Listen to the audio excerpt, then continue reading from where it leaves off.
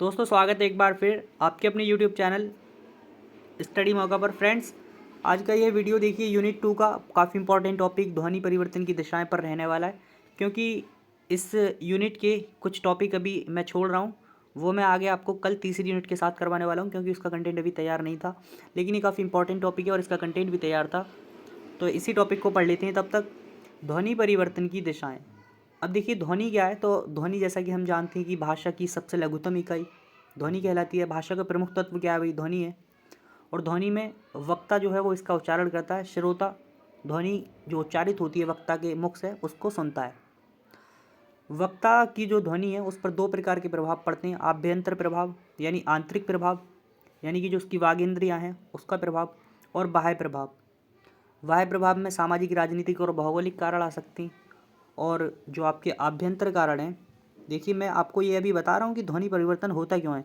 तो आभ्यंतर कारण जो है उसके अंतर्गत हमारा जो वाग इंद्रियाँ उनका प्रयत्न, वो कितना प्रयास करती हैं उच्चारण करते समय किसी भी ध्वनि का, या फिर हम अपनी अज्ञानता में या शीघ्र भाषण यानी जल्दी बोलने के चक्कर में क्या करते हैं, ध्वनि को कुछ ना कुछ परिवर्तित कर देते हैं। तो इन्हीं परिवर्तनों को समझेंगे। आभ्यंतर कारणों के द्वारा भी होते हैं ये, और आपके बाह्य कारणों यानी कि किसी विशेष भौगोलिक क्षेत्र में अलग अलग प्रकार से लोग ध्वनियों का उच्चारण करते हैं, शब्दों का उच्चारण करते हैं।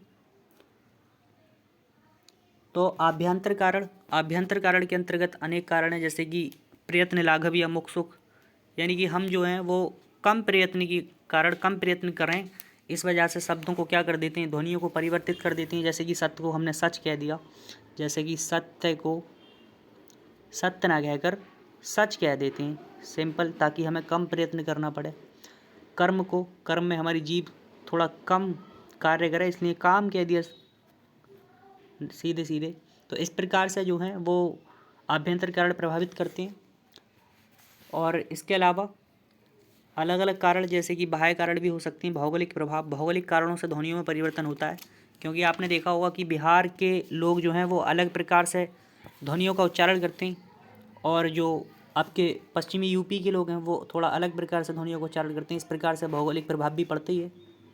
सामाजिक और राजनीतिक परिस्थितियाँ भी इसके लिए उत्तरदायी हैं, क्योंकि सामाजिक राजनीतिक परिस्थितियों का भी इस पर प्रभाव पड़ता है। जैसे कि पंडित को पहले पंडा कह देते, यजमान जजमान, दिल्ली को दहली कह देते हैं कोई कोई, और मुंबई को पहले बम्बई कहते थे। तो इस प्रकार से ध्वनि में परिवर्तन होता है। ठीक है,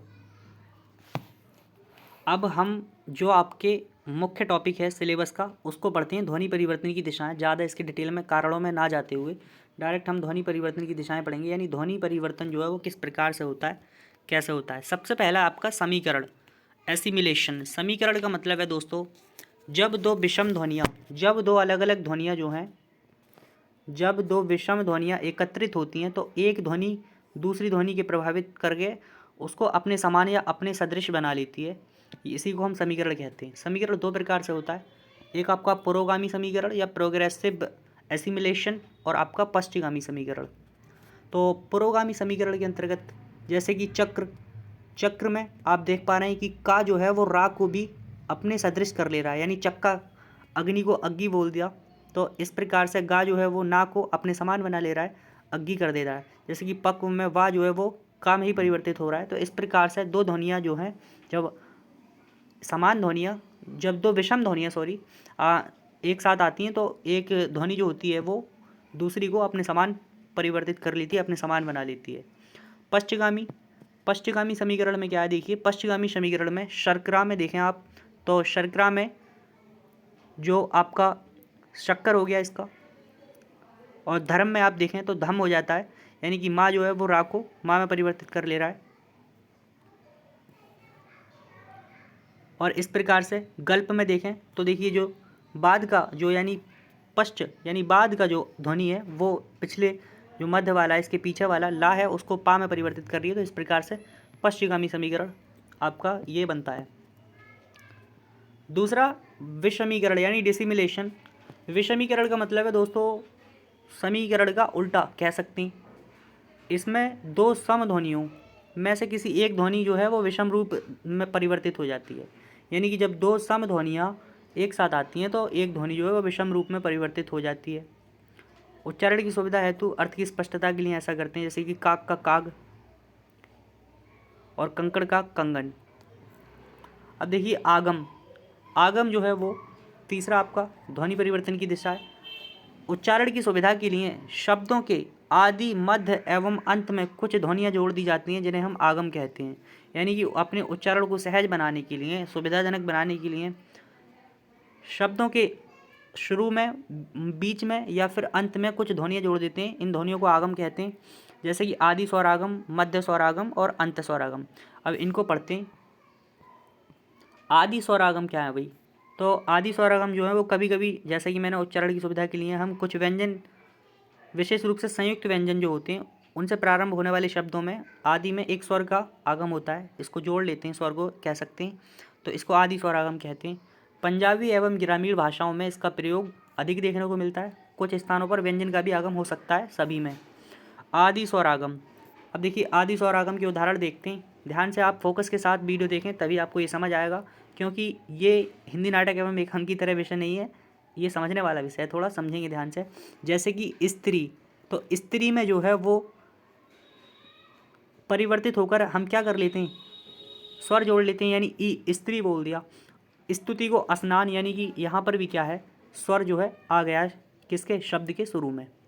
और स्नान में स्नान, और स्तुति में देखिए यहाँ पर ये थोड़ा गलत लिख गया है, स्तुति का अस्तुति, इस प्रकार से।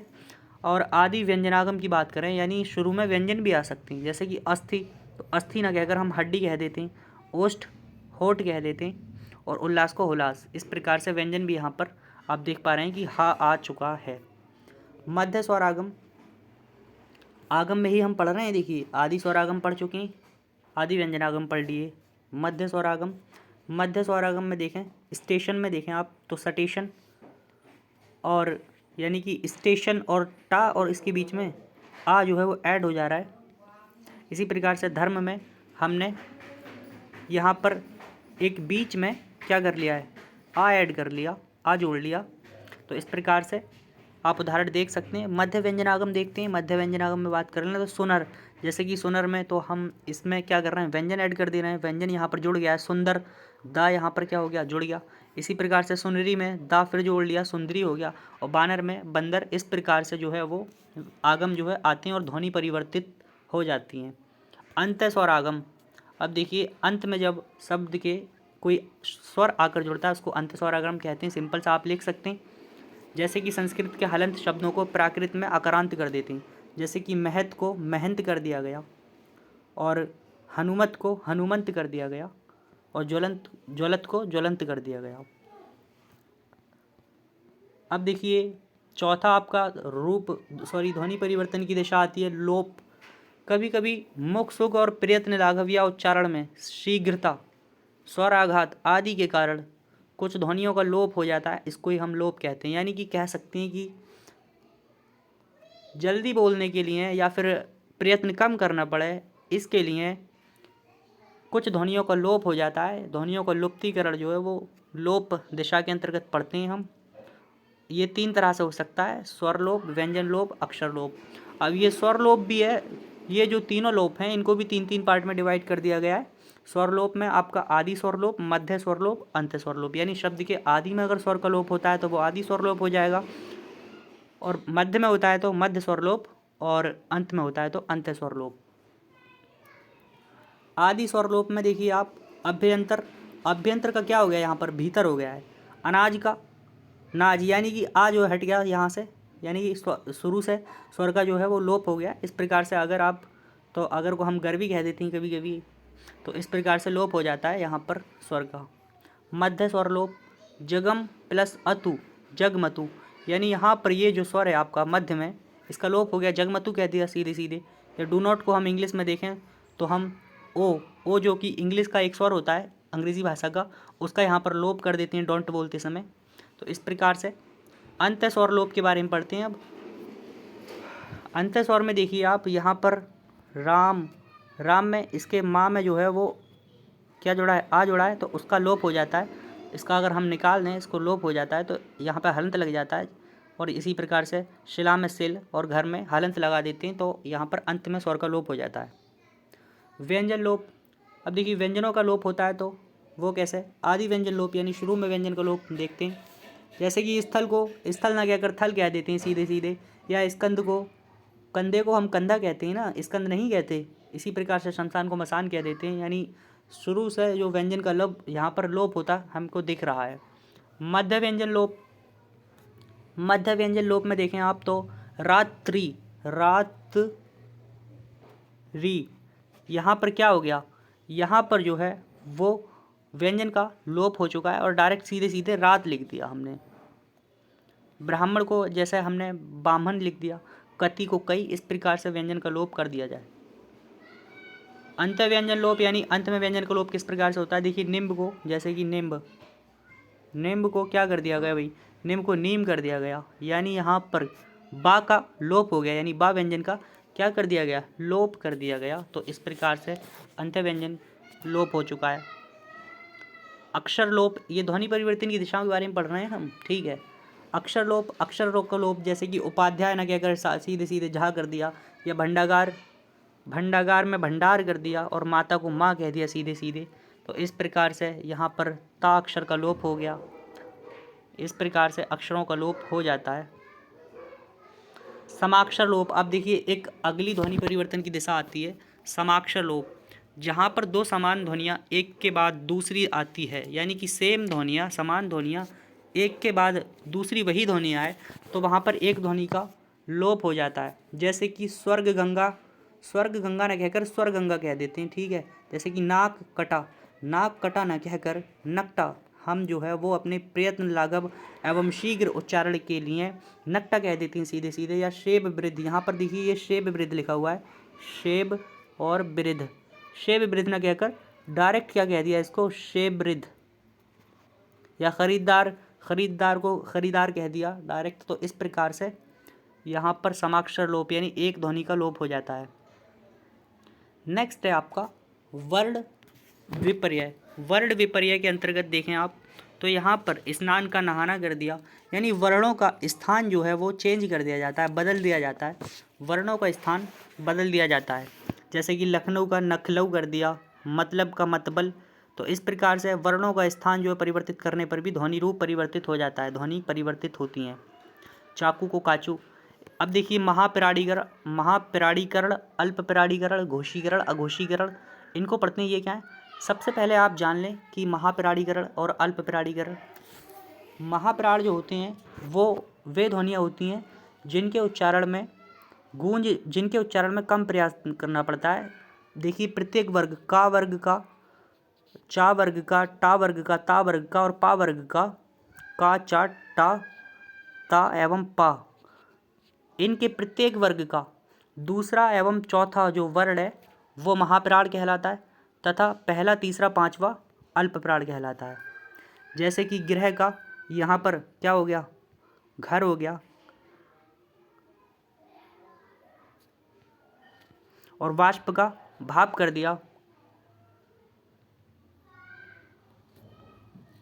और अल्पप्राणीकरण में दधार का दधार, शुद्ध, और देखिए शुद्धि जो है वो शुद्ध प्लस धी से मिलकर बनता है, परंतु यहाँ पर दा आ जाता है, यानी ता था दा, इनका अल्पप्राणीकरण कर दिया गया, अल्प में परिवर्तित कर दिया गया, अल्पप्राण वर्ण में परिवर्तित कर दिया गया। घोषीकरण, घोषीकरण क्या है भाई, शाक।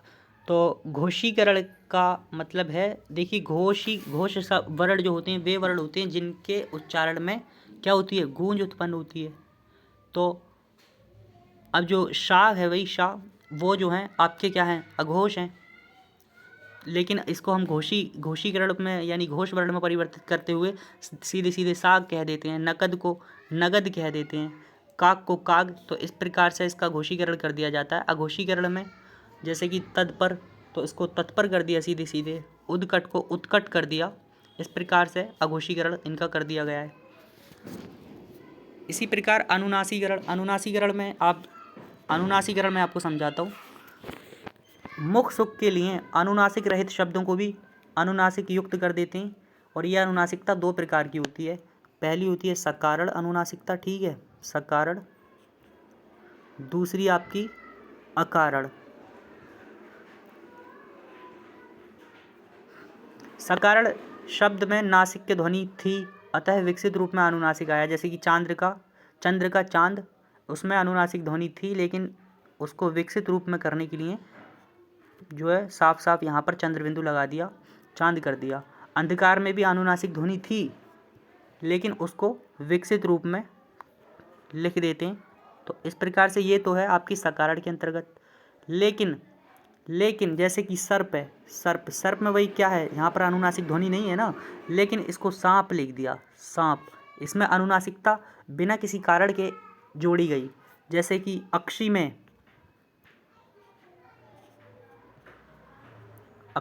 आँख, यानी कि यहाँ पर बिना किसी कारण के शब्द में नासिक की ध्वनि ना होने पर भी विकसित रूप में अनुनासिकता जब आ जाए तो वो अकारण अनुनासिकरण कहलाता है, अनुनासिकीकरण कहलाता है। ठीक है। ऊष्मीकरण क्या है? एसिबिलेशन। कुछ ध्वनियों को ऊष्म ध्वनि में परिवर्तित कर दिया जाता है, तो उसको ऊष्मीकरण कहते हैं। संधि कार्य, संधि कार्य में देखिए नयन का, अब मैं बताता हूँ एक संधि कार्य का मतलब क्या है। तो जो मध्यगत व्यंजनों के लोप होने से अनेक स्वर जो हैं ध्वनि युक्त हो जाते हैं, ऐसी अवस्था में उनमें संधि कार्य हो जाता है। जैसे कि नयन जो है वो नैन या नैन कह देते हैं सीधे सीधे।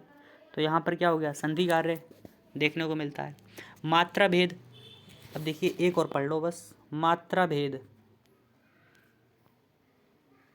ठीक है जी। मात्रा भेद, प्रयत्न लाघव, यानी जो बोलने का उच्चारण करने का जो प्रयास है उसको प्रयत्न लाघव कहते हैं। प्रयत्न लाघव के लिए कभी दीर्घ स्वर का ह्रस्व कर देते हैं और कभी ह्रस्व को दीर्घ कर देते हैं। जैसे कि बानर को बंदर कर दिया, यानी यहाँ पर क्या है, दीर्घ का ह्रस्व स्वर कर दिया। इसी प्रकार से आराम को आराम कर दिया, आराम को आराम। तो दीर्घ स्वर का जो है वो ह्रस्व स्वर परिवर्तित कर दिया, उसको ह्रस्व स्वर में। इसी प्रकार से आप देखें तो अध